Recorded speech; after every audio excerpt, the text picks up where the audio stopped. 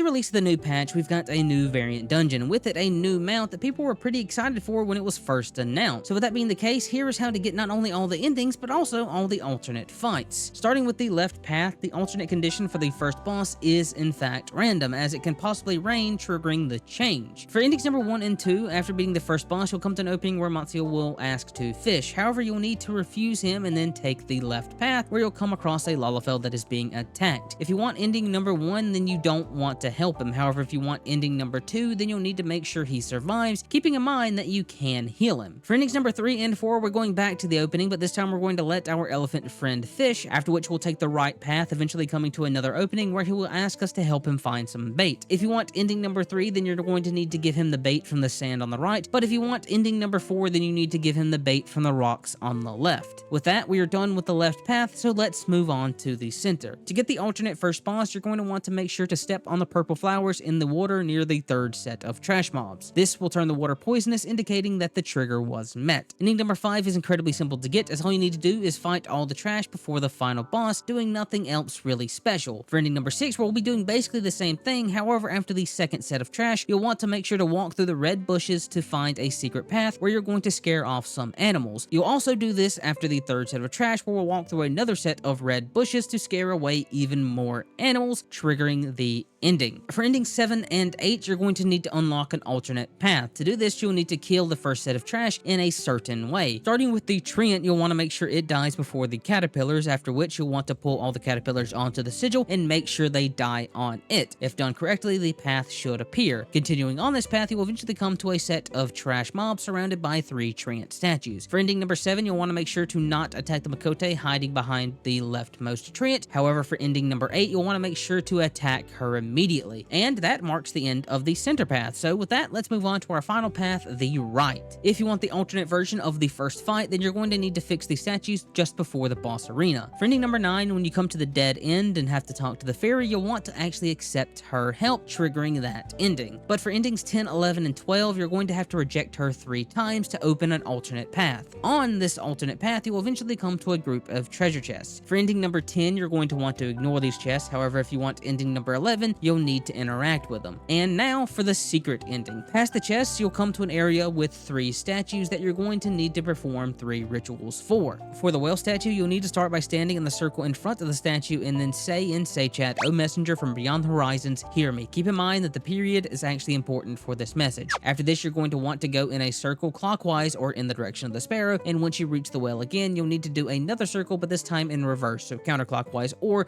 in the direction of the turtle / the way you just came. And when you make it back to the whale again, you want to use the /dance emote in the circle in front of the statue. For the turtle statue, you'll need to start by standing in the circle in front of the statue and then say in Say Chat, "O wayfarer of the land and sea, hear me." Again, remember, period is important. After this, you're going to want to do 2 circles going counterclockwise or in the direction of the sparrow, that once you finish both your circles, you'll want to make sure to do the /bow emote in the circle in front of the turtle statue. Lastly, we have the sparrow statue, which you'll need to start by standing in the circle and say in Say Chat, "O dancer of the skies, hear me." Again, remember the period is important. After which you'll want to use the /blow kiss emote and then make a circle going clockwise or in the direction of the turtle, and once you make it back to the sparrow, you'll want to make sure to do the /dance emote. If all 3 were done correctly, then an alternate path will open up to you, but we're not done yet. As once you make it to the new area, you'll have to fight a pack of trash, one of which is a treasure hunter who will drop a sack. Once you defeat the enemies, make sure to pick up that sack, and while you're walking down the path, you'll want to place the statues in order of sparrow, whale, and then turtle. With that, you should be able to fight the secret boss,